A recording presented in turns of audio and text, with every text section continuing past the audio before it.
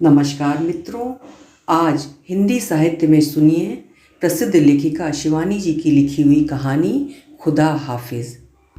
ये कहानी सुनिए और आप खुद ही कहेंगे ये कहानी उनकी और कहानियों से थोड़ा सा अलग हटकर है। तो प्रस्तुत है कहानी खुदा हाफिज। माघी विभावरी में ठिठुरता नैनीताल अपने नग्न अंग सिकोड़े किसी दरिद्र शिशु की भांति सो रहा था। शुक्ल पक्ष के अकृपण औदार्य से झकझक चमक रहा चीना पीक मुझे निर्जीव भाएं फैलाए पड़े किसी पहाड़ी पट्टू के विराट भूरे खुरदुरे कोट सा ही लगा।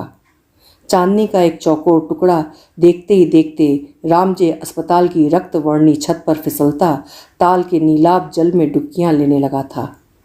अयार पाटा के इक्के दुक्के बंगलों पर चमकती बिजलियों की रोशनी, कॉर्बेट के बंगले की अबीरी छत, काला ठुंगी की नवनिर्मित नवेली सड़क के घुमावदार घेर मुझसे वर्षों पश्चात जैसे बिछुड़े इष्ट मित्रों की आत्मीयता से गलबहियां देकर मिल रहे थे। किंतु मध्य रात्र की उस निस्तब्धता में मैं जिस मधुर आह्वान की डोर से बंधी बाहर आकर खड़ी हुई थी, वो मीठी खनक सहसा किस शून्य में खो गई थी।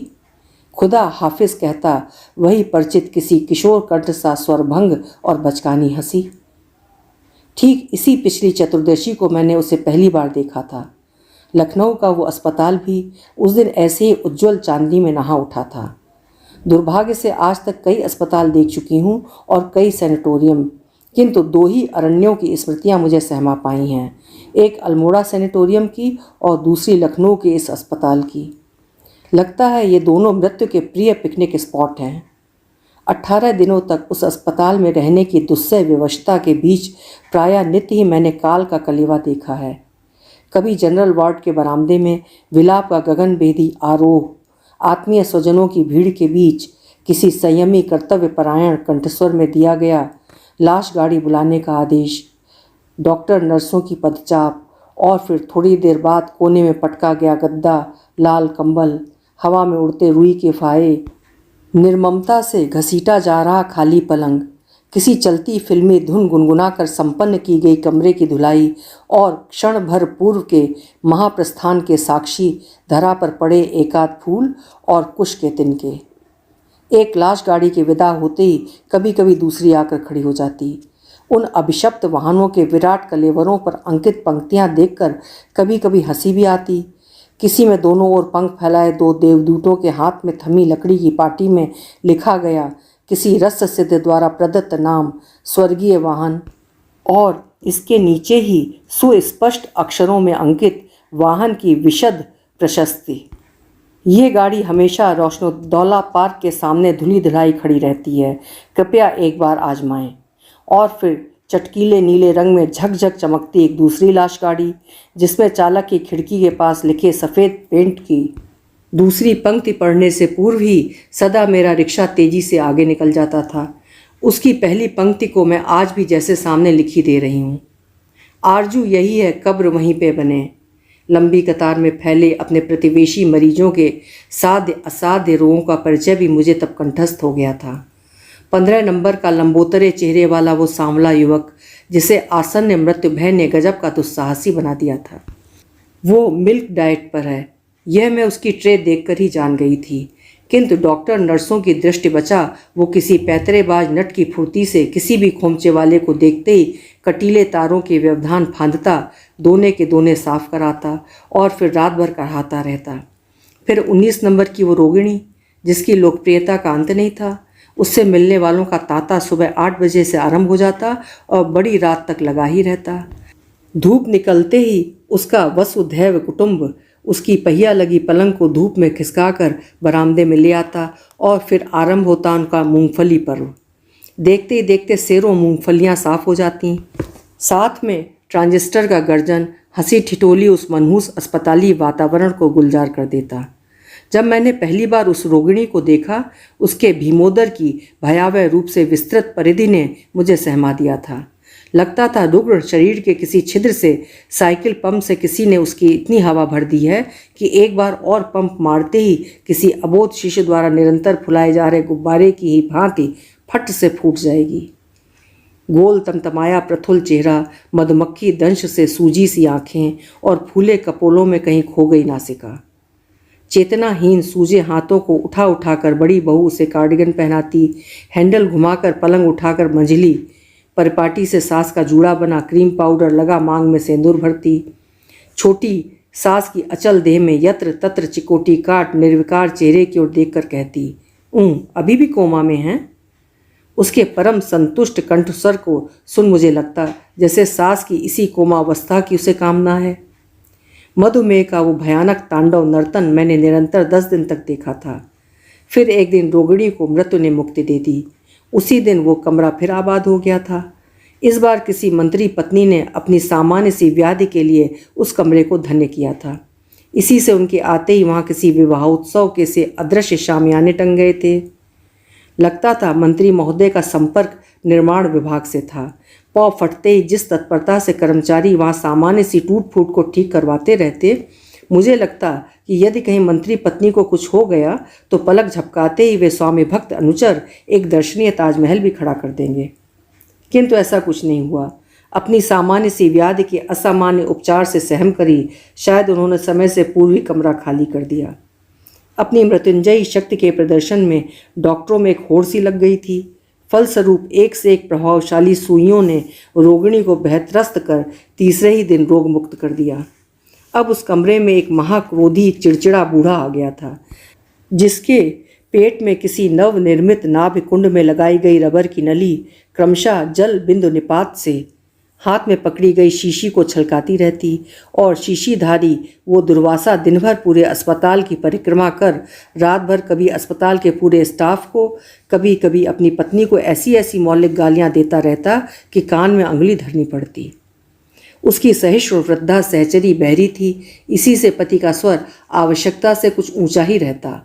ससुरी, कैसा उल्टा जवाब दे रही है, लगता है तेरे मुंह में बवासीर है। मैं सुनकर सिहर उठती। मुझे लगने लगा था कि अस्पताल में रोगी बनकर रहने की व्यवस्था से भी जटिल व्यवस्था होती है रोगी की सहचरी बनकर रहने की। अपने उस खोखले अकर्मण्य अस्तित्व की अल्पज्ञता मुझे रह रहकर झकझोर उठती। जिधर देखो उधर दुख, यंत्रणा, मृत्यु भय और सर्वोपरि मानव की असहाय करुण व्यवस्था। मृत्यु आती और चिकित्सा विज्ञान की नवीनतम मृत्युंजयी औषधियाँ ताक पर धरी रह जाती। प्लेटफॉर्म पर एक पल भी अधिक न रुकने वाली डाकगाड़ी की तत्परता से ही वो आती थी और साथ ले जाने वाले यात्री को लेकर धड़धड़ाती निकल जाती।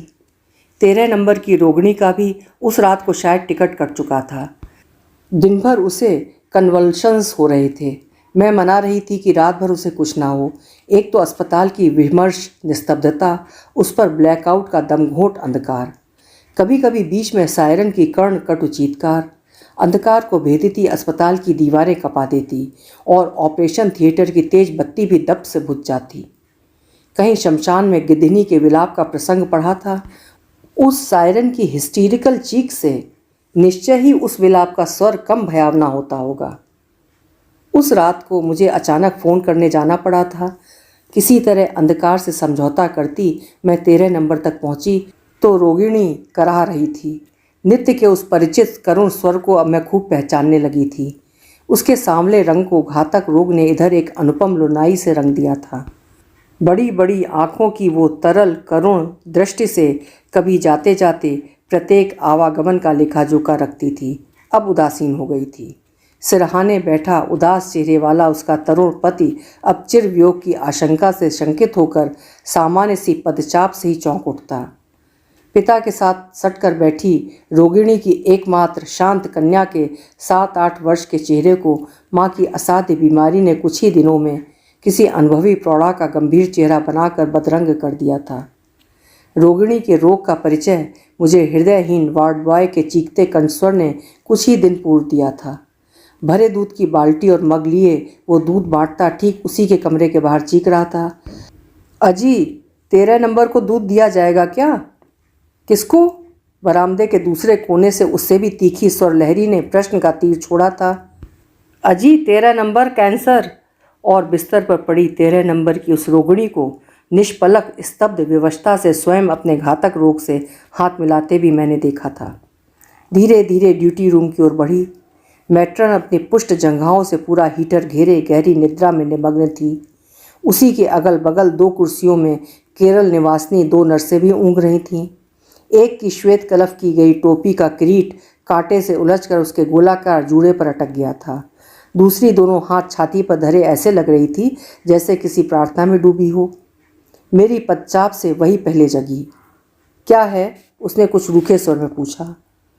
दूसरी उसका प्रश्न सुनकर नींद में ही बड़बड़ाने लगी। कौन है म्यूरियल? अरे वही 4 नंबर वाली होगी, रोज़ रोज़ फ़ोन करने के लिए परेशान करती है। चाबी दीजिए, मैंने भी कुछ रूखे स्वर में कहा। मैं 4 नंबर वाली नहीं हूँ, मुझे ज़रूरी फ़ोन करना है। फ़ोन ख़राब है, इमरजेंसी से कर लीजिए। जगी नर्स ने फिर अपने कछुए सी गर्दन अपने विराट वक्षस्थल में समेट ली और अपने केरल के सपनों में खो गई। मैं झुंझला कर बाहर निकल आई। इमरजेंसी से फ़ोन करने के लिए 1.5 गजी कॉरिडोर पार करनी होगी, ये मैं जानती थी। चतुर्दशी की चंद्रिका गहन अमराई से फिसलती अस्पताल के गुलाबों पर थिरक रही थी। शॉल को कानों से लपेट कर मैं आगे बढ़ी और मुझे लगा मैं अकेली नहीं हूँ। रेशमी सरसराहट से मैं चौंक कर मुड़ी। एक लंबी पतली युवती बुर्के का नकाब पलट मेरी ओर देखकर ऐसे मुस्कुरा रही थी जैसे मुझे वर्षों से जानती हो। पर कैसा आश्चर्य, मैंने तो इसे पहले कभी नहीं देखा था। वो फिर हंसी और मैं कह नहीं सकती कि मध्य रात्रि की नीरवता ने ही उस चेहरे को उतना सफ़ेद बना दिया था या उसका रंग ही वैसा दूधिया था। जो भी हो, ऐसी सौंदर्य रूपरेखा जो कभी केवल असित हालदार या अवनींद्रनाथ की तुलिका ही अंकित कर सकती थी, मेरे सम्मुख साकार खड़ी मुस्कुरा रही थी। उस नक्शिक का वर्णन करना मेरे लिए संभव नहीं है। यदि किसी ने अवनींद्रनाथ अंकित जैबुन्निसा देखी है तो संभव है वे उस रूप शिखा को कुछ अंश में कल्पना द्वारा ग्राह्य कर सकते हैं। ऐसी तीखी नाक और ऐसे नुकीले तेवर विधाता शायद मूड आने पर ही गढ़ता है। पान की लालिमा से रंजित ओष्ठाधरों की जर्दा सुवासित लपट मेरे पास सरसरा कर चली आई। अजीब हालत है इस अस्पताल की, वो बीड़ा गुलगुलाती भरे भरे स्वर में कहने लगी। न जाने ये फ़ोन गुलदस्ते सा क्यों सजा धरा रहता है, जब देखो तब खराब। मुआ 20-20 पैसे डकार कर हमेशा गूंगा बना रहता है। बात उसने ठीक ही कही थी। मेरे भी न जाने कितने 20 पैसे वो आज तक डकार गूंगा ही बना मुझे अंगूठा दिखाता रहा था। हिना की मीठी खुशबू से मेरी स्मृति के नथुने भटकने लगे। वर्षों पूर्व रामपुर के ऐसे कितने ही खुशबूदार रेशमी बुर्कों की स्मृति मुझे विभल कर उठी। मोहम्मद अली पेशकार साहब की सुंदरी बेगम के काले रेशमी बुर्के की ऐसी ही सुवास, फिर नवाब साहब की राजमाता हुजूरे आला की रेशमी बुर्के की ऐसी परिचित सुगंध और भी न जाने कितने ही परिचित सुवासित रेशमी बुर्के एक एक कर अदृश्य पैराशूट में बंधे मेरे स्मृति प्रांगण में उतरने लगे। इमरजेंसी की बेंच पर ऊँगता चौकीदार हमें देखकर सतर हो गया। पहले मैं फ़ोन कर लूँ? मेरी संगनी ने हंसकर पूछा।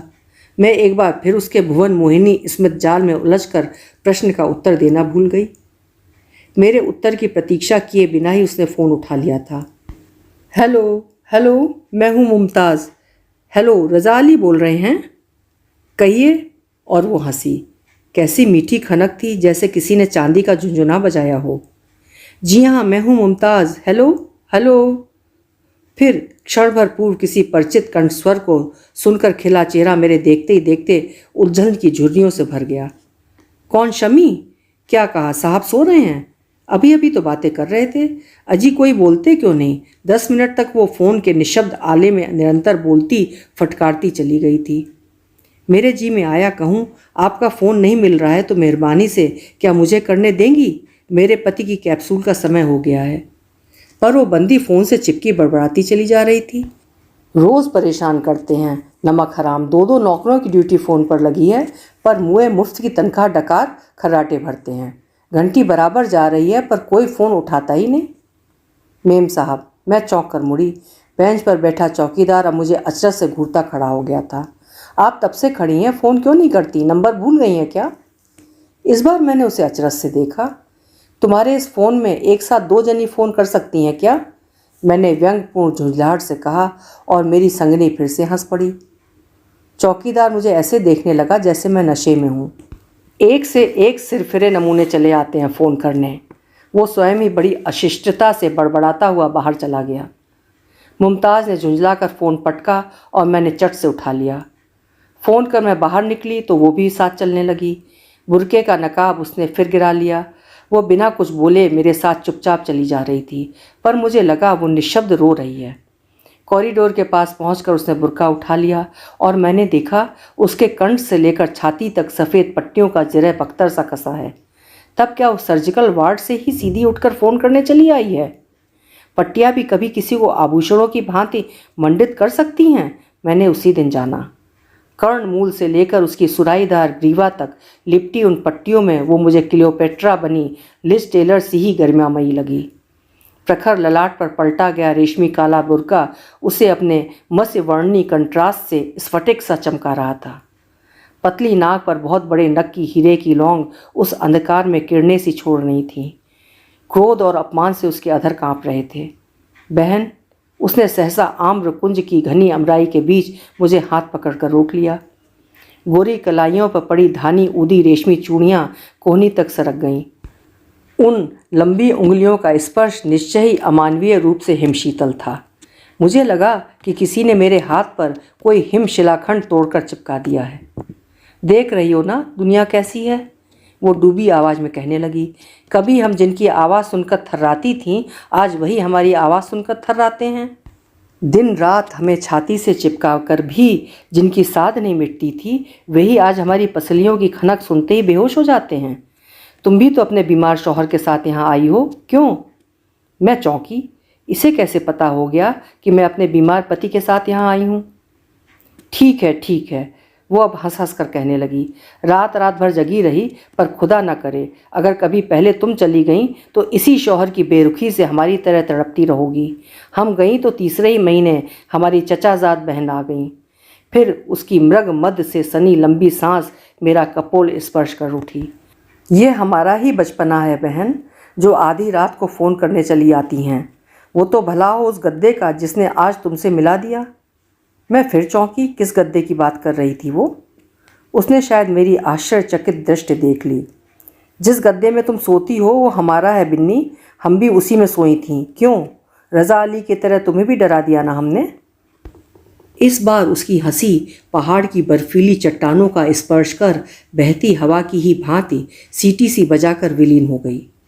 खुदा हाफिज, कहती वो सरसराती 13 नंबर वार्ड के भीतर धंसती अदृश्य हो गई। 13 नंबर में तो वो हिंदू रोगिणी थी, ये मुस्लिम युवती उसकी कौन हो सकती थी? रात भर मैं सो नहीं पाई। सुबह उठते ही मैंने वार्ड बॉय को बुलाकर वो मनहूस गद्दा बाहर फिकवाया। घर जाकर अपना गद्दा लाई, फिर भी छाती के भीतर कहीं गहरी धंस गई उस खुदा हाफिज की चिलक मुझे कई रातों तक सालती रही। कहती भी किससे? विज्ञान के इस युग में भला ऐसी घटना का कोई विश्वास करता? फिर कई रातों के रतजगे की थकान दूर करने मैं एक दिन घर लौटी। आधी रात को उसी परिचित सुगंध ने सहसा मेरे हाथ पैर ठंडे कर दिए। जरा किसको बिन्नो, हमें भी जगह दो, बड़ी दूर रहती हो तुम, अल्लाह अल्लाह कर पहुंच पाए हैं हम यहाँ। और फिर वो मुझे जोर से धकेलने लगी। फिर मैं अपनी चीख नहीं रोक पाई। मेरी चीख सुनकर ही शायद मेरा पूरा परिवार कमरे में आ गया। बत्ती जलते ही मेरी चेतना जागृत हुई और मैं लज्जित सी होकर बैठ गई। उस ठंड में भी मेरे कपड़े पसीने से तर थे। बुरा सपना देखा था, मैंने खिसियाए स्वर में कहा। बत्ती फिर बुझा दी गई। सोने वाले फिर सो गए, पर मैं नहीं सो पाई। इतना मैं उसी दिन जान गई थी कि मैं कहीं भी रहूं वो मुझे ढूंढ लेगी। सोचा था शायद इन दुर्गम पर्वत श्रेणियों के व्यवधान को चीरकर वो मुझे यहाँ नहीं ढूंढ पाएगी, किंतु उस चतुरा नटिनी की सर्वव्यापी संधानी दृष्टि के घेरे ने मुझे यहाँ भी बांध लिया है। इस बार उसकी खुदा हाफिज एक तीखा खंजर बनकर मेरे कलेजे में धंसकर रह गई है। तुमसे अजीब लगाव हो गया है बिन्नो, वो हंस हंस कर कह गई है। भला उस गद्दे का जिसने तुमसे मिला दिया। यहाँ अकेले में बड़ी तबीयत घबराती है, सोचती हूँ तुम्हें भी साथ ले चलूँ। क्यों? उस प्रश्न के उत्तर में मैंने एक क्षण का भी विलंब नहीं किया। नहीं नहीं, मैं कैसे आ सकती हूँ? मेरे बच्चे, मेरी गृहस्थी, मेरा अधूरा उपन्यास, मेरे बीमार। मैं अपना वाक्य पूरा भी नहीं कर पाई थी कि वो अपना चेहरा एकदम मेरे निकट ले आई। तुम्हारे बीमार शौहर? यही कहना चाह रही थी ना? मैं भी अपने बीमार शौहर को ही छोड़ कर आई थी बिन्नो। मेरे जाते ही उनकी बीमारी भी चली गई। किसी के चले जाने से दुनिया नहीं रुकती। अच्छा, खुदा हाफिज। वो हमेशा निरभ्र आकाश में चमकती बुझती मेहताब की ही भांति अदृश्य हो जाती है। नक्षत्र खचित गगनमंडल में उसके अस्तित्व का कोई भी चिन्ह मुझे दृष्टिगोचर नहीं होता। खिली चंद्रिका को आकाश में छिपी किसी अज्ञात मेघवाहिनी के मेघखंडों ने गुरिल्ला सैनिक की ही फुर्ती से दबोच लिया है। गहन अंधकार भेदिती देव द्रुमों की सी सीटी बजाती बयार सुदूर पाषाण देवी की डोरी से बंधे घंटों को हिलाती बही चली जा रही है। ताल के स्थिर रजत दर्पण को भंग करती एक मछली छपाक से फिर पानी में दुबक गई। मैं जानती हूँ किसी दिन इस निस्सीम शून्यता को भेदिती मेरी रहस्यमयी संगनी की आह्वान ध्वनि फिर गूंज उठेगी। सोचती हूँ उस आह्वान को स्वीकार कर क्या सचमुच ही मुझे जाना पड़ेगा। अभी आप सुन रहे थे शिवानी जी की लिखी हुई कहानी खुदा हाफिज़। कहानी आपको कैसी लगी मुझे ज़रूर बताइएगा। फिर मिलेंगे। आपका समय शुभ हो, आनंदमय हो।